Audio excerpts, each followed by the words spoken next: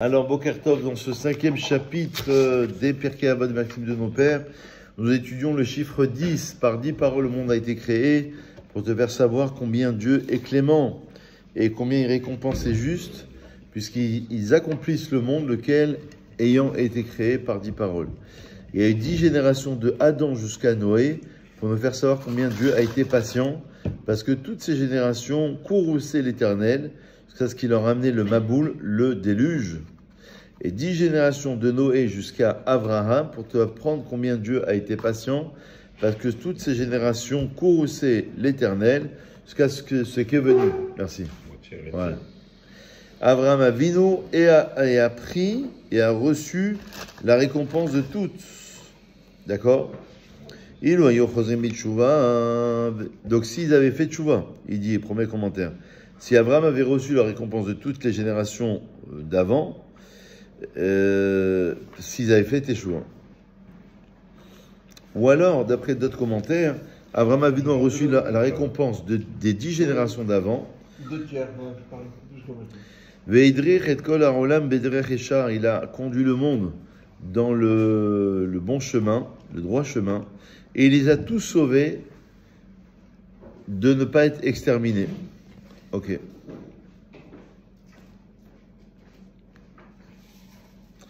D'après le Baal Tiferet d'Israël, ça veut dire qu'Abraham Avinu a reçu toute la récompense de toutes les générations d'avant, parce que toutes ces générations courrouçaient l'Éternel.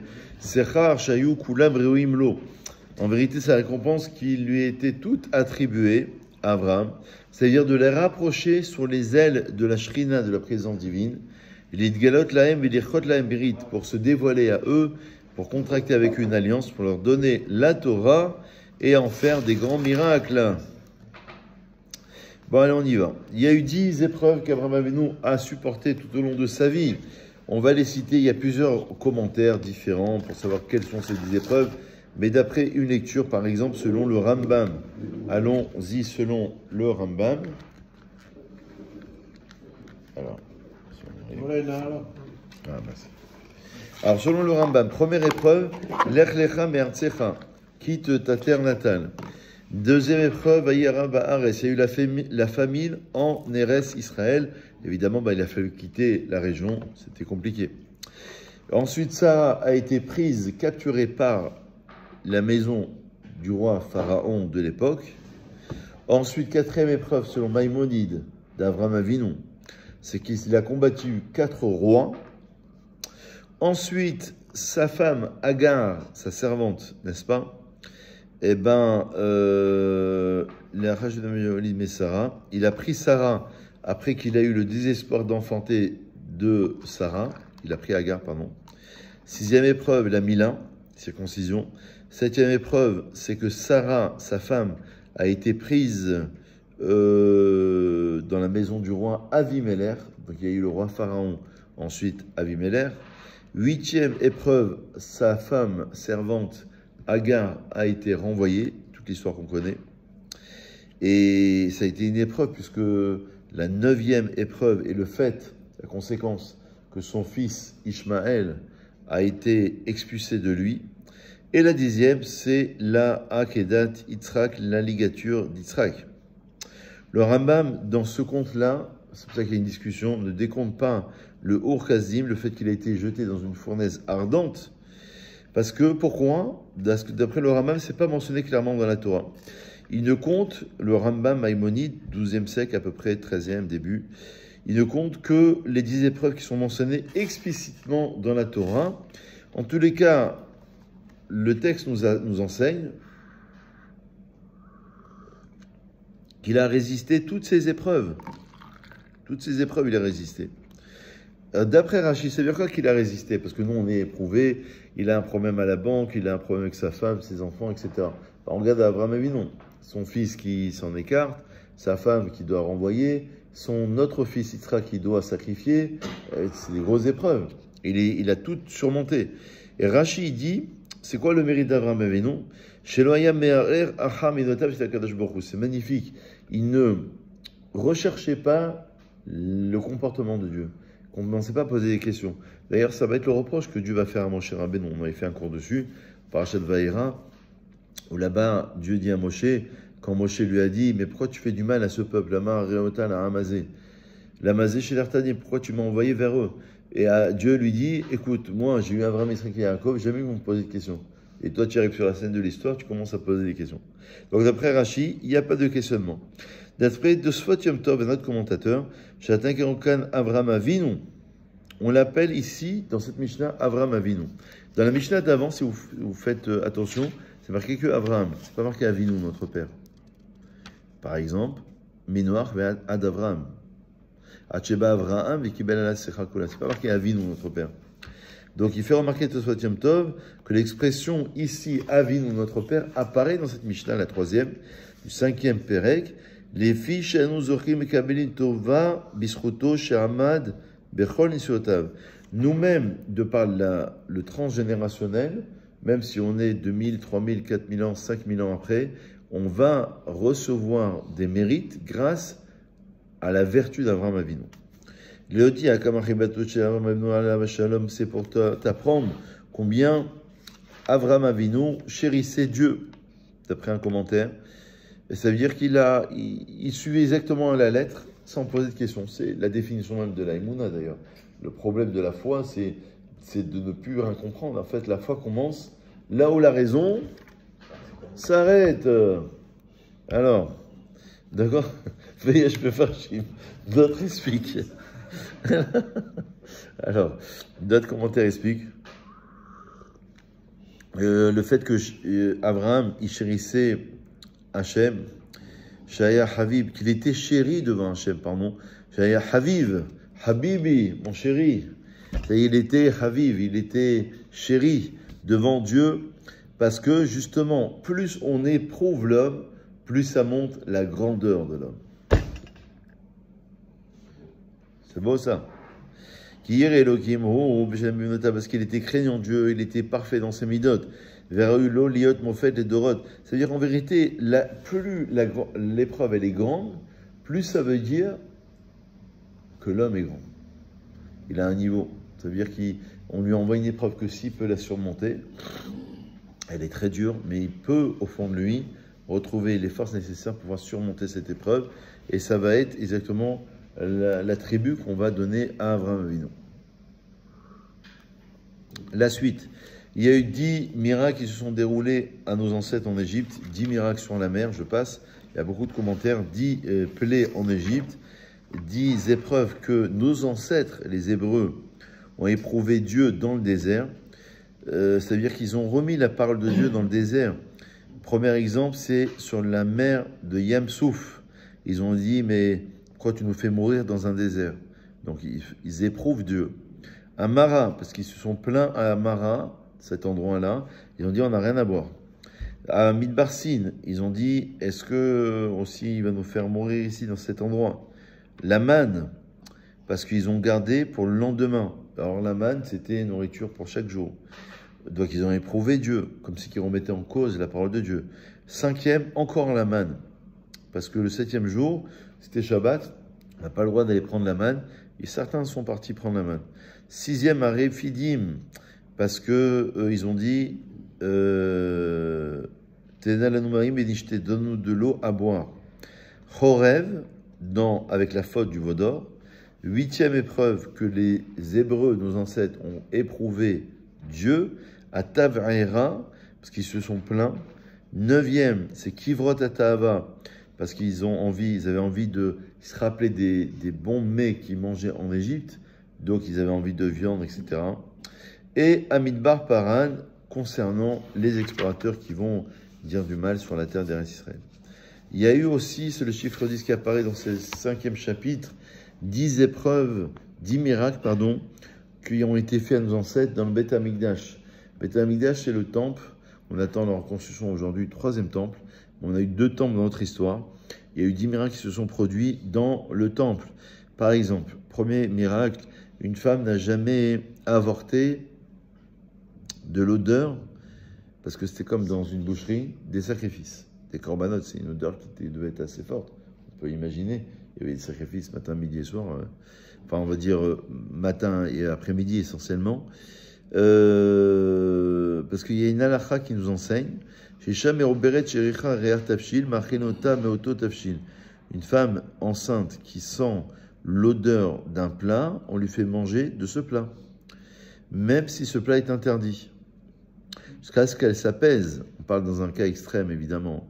Chez Lo Yachilou, on parle dans un cas où, à tel point, si on ne lui donne pas à manger, Hayaem Verobam Besakana. Ils sont Besakana, ils sont en danger. Elle et le petit. Donc, il n'y a rien qui résiste devant le Pikuach Nefesh, sauver une âme. Donc, il y a eu un miracle dans Beth Amikdash, bien qu'il y avait ces odeurs-là très fortes, ben, il n'y a jamais eu ce problème. D'après le Sefer Amaor et un Rambam. Deuxième miracle qui s'est produit dans le Beth Amikdash, jamais n'a pourri une viande sainte des Kadashim, Kalim par exemple, qui étaient mangés, certains sacrifices étaient mangés pour 2 jours et 1 nuit, et parfois il faisait chaud. Il n'y avait pas les congélateurs frigidaires qu'on a actuellement, et ça n'a jamais pourri. Troisième miracle, on n'a jamais vu une mouche dans l'abattoir, dans la Hazara. Quatrième miracle, le Kohen Gadol, le grand prêtre, n'a jamais eu un cas de kéri, donc une impureté sur lui. Cinquième, c'est que la pluie n'a jamais éteint le feu. Vous savez qu'il y avait un feu qui montait du Misbéach, qui était allumé sur l'autel. Ben, même s'il pleuvait, ça n'a jamais éteint ce feu-là. Le vent n'a jamais bougé la colonne de fumée. Vous savez qu'il y avait une colonne de fumée qui partait comme si il y avait une liaison entre le ciel et la terre. La colonne de fumée montre, c'est comme le temple, dit le Maharal de Prague, c'est comme le cou. On dit que le cou, c'est ce qui donne la grandeur et la hauteur et la stature de l'homme. Ben, le temple, c'est ce qui fait la liaison entre la tête et le corps. Donc, le monde concret, matériel, avec le monde plutôt intellectuel, spirituel. C'est le temple. En tous les cas, cette colonne de fumée reliait les deux, et donc jamais elle n'a été détournée par le vent. On n'a jamais retrouvé une impureté dans le homer, dans les 2 pains, dans le pain de proposition. Les bénis Israël 8e miracle se tenaient serrés, parce que le temple n'était pas si grand que cela, et chacun avait la place de pouvoir se prosterner. Ça aussi, c'était un miracle. C'est-à-dire, c'est au-delà du temps et au-delà de l'espace. Là, c'est l'espace. Jamais un scorpion ou un serpent n'a pu endommager quelqu'un dans Jérusalem, bien qu'il y en avait beaucoup d'après le Meiri. Et 10e miracle dans le temple, et un homme n'a jamais dit à son ami, l'endroit est étroit, à tel point que je ne puisse pas dormir à Jérusalem. Donc, il n'y a jamais eu ce cas de dormir en dehors de Jérusalem. Par exemple, d'après certains commentaires, ceux qui montaient pour les 3 fêtes de Jérusalem. 10 choses ont été créées veille de Shabbat au moment du crépuscule. Et ça nous montre un petit peu, si vous voulez, la création de la semaine, c'est, dit le Maharal, création du Chol, profane. Shabbat, c'est Shabbat, Kodesh, la sainteté. Ben Hashmashot, au moment du crépuscule, c'est des éléments qui sont un peu entre les deux, qu'on peut amener à droite ou à gauche. C'est quoi ces 10 choses qui ont été créées au moment de la création, 6e jour, enfin juste après avoir créé le monde, au moment du crépuscule, donc juste à l'entrée de Shabbat pratiquement, l'ouverture de la terre qui va engloutir Korach, l'ouverture du Be'er, du puits d'eau de Myriam, la bouche de l'ânesse de Bilam, l'arc-en-ciel, parce que l'arc-en-ciel sur 4e miracle, c'est aussi le fait que Dieu fasse un serment de ne plus renvoyer le déluge dans le monde. La manne a été créée, donc au moment du 6e de la création, au moment du crépuscule. Le bâton de Moshe avec lequel il va faire les miracles. 7e miracle, le Shamir, c'est comme un petit ver qui permettait, un mollusque qui permettait de pouvoir, par miracle, fendre la roche, exactement. 8e, c'est Ketav, c'est la forme des lettres qui était gravée dans les tables de la loi. Mirtav, c'est l'écritoire. Là qui explique différemment, d'après le Rambam, le Ktav, c'est la Torah qui est écrite devant Dieu. Le Mirtav, c'est celle qui est écrite sur les Luchot, la forme des lettres. Et dixième chose qui a été créée à l'entrée du Shabbat, entre jour et nuit, crépuscule, c'est Luchot, les premières tables de la loi. Certains rajoutent même les démons, et certains rajoutent le cercueil de Moshe, et il y en a qui rajoutent aussi le bélier d'Avraham Avinu, qui va être approché à la place d'Israël, et certains disent même la première tenaille. La première tenaille. Alors, beaucoup de choses qui ont été écrites, évidemment, pour comprendre quel est l'objectif de cette Mishnah, quel est l'intérêt de nous dire tout cela. 10 choses ont été créées. Et pourquoi ces 10 choses-là? Bon, il y a beaucoup de choses qui sont dites. Alors, d'après le Rambam, voyons un petit peu le commentaire, si vous avez 2 minutes, après on conclut sur cela. Le Rambam Maïmonide, il dit la chose suivante. Toutes les merveilles, dit le Rambam, tout a été mis en place au moment de la création. Un petit peu le roi Salomon qui dit dans l'Ecclésiaste, il n'y a rien de nouveau sous le soleil. Ça veut dire qu'en vérité, la capacité de pouvoir innover l'intelligence artificielle, par exemple actuellement, eh ben, cette capacité, cette donnée-là, le potentiel est mis en place au moment de la création. Sinon ça ne pourrait pas être créé ou inventé. Donc voilà ce que dit le Rambam. Tous les miracles ont été placés dans la nature des choses depuis les 6 jours de la création. Pourquoi ces 10 choses, dit le Rambam? Pourquoi ces 10 choses en particulier? Le Shamir, les tables de la loi, certains disaient les démons, l'ouverture de la terre pour engloutir Korah, l'ouverture du BR, ou alors la bouche, la parole qui est donnée à l'ânesse de Bilam. Pourquoi ces 10 choses? Le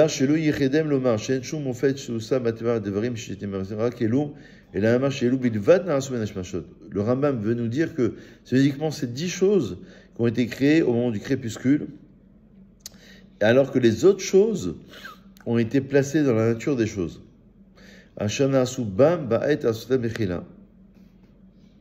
Ok.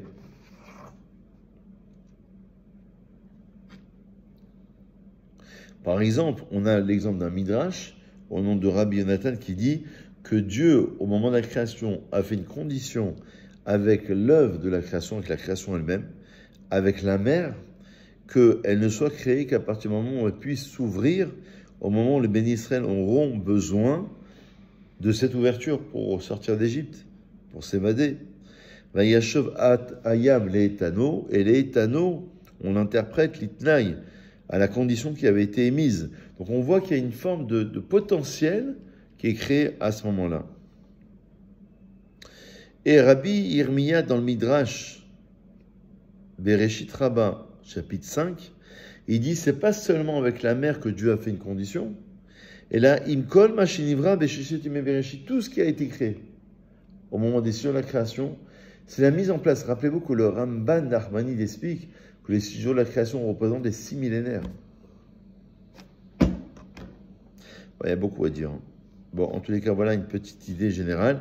Selon le Meiri qui a vécu où ça, au XIIIe siècle, dans quelle ville en France? Le Meiri à Perpète, non, à Perpignan. Alors, donc à Perpignan, le Meiri il a dit comme ça. Il a dit ça en vérité, d'après le Meiri, voilà le chidouche. C'est le Kiyum Haoma. Uma, c'est la nation juive. Kiyum, c'est l'existence même de la nation juive. Aslachata, sa réussite et la perfection de sa émouna, sa foi en Dieu.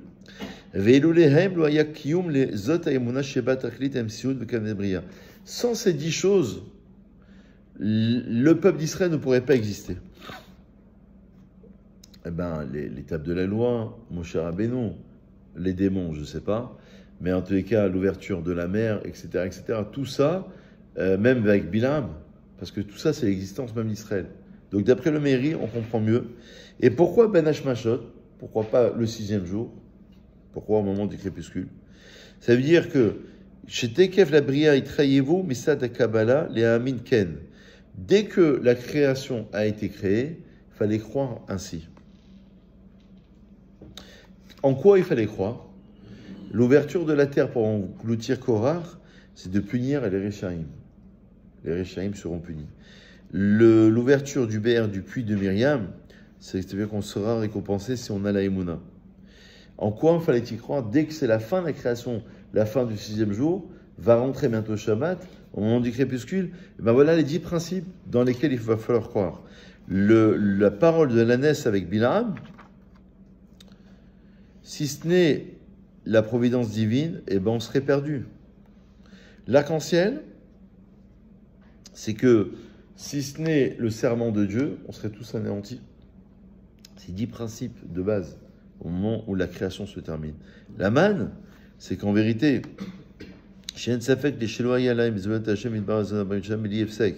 sans la providence divine, comme on dit, voilà, il va y avoir une bonne parnassa, c'est la manne, eh ben on n'aurait pas la parnassa. Le bâton de Moshe, c'est pour faire les miracles. Le shamir, qui permettait de fendre la roche, c'est Beth Amikdash, qui est le principe même de la nation juive. Donc il veut expliquer le mérite que ces 10 principes sont des principes de base à partir desquels il y a l'existence de la nation juive. Et évidemment, l'écriture et l'écritoire, ça représente la même idée, l'étape de la loi aussi, et même les démons, ça fait allusion au Yetzer Hara, qui est entre les deux. Parce que le Midrash enseigne, Bereshit Rabbah, chapitre 9, que Dieu a vu au moment de la création que tout ce qu'il avait fait, que c'était très bon. Le très bon, c'est le Yetzer Hara. Le penchant du mal, parce que le penchant du mal, il t'amène à la tentation et tu dois résister à cette tentation. Donc tu vas arriver, si tu résistes, eh ben tu vas arriver à un niveau supérieur. Donc même cela, le cercueil de Moshe et le bélier d'Yitzhak qui montre qu'il s'est surpassé les 10 bases. Chazak ou Baruch.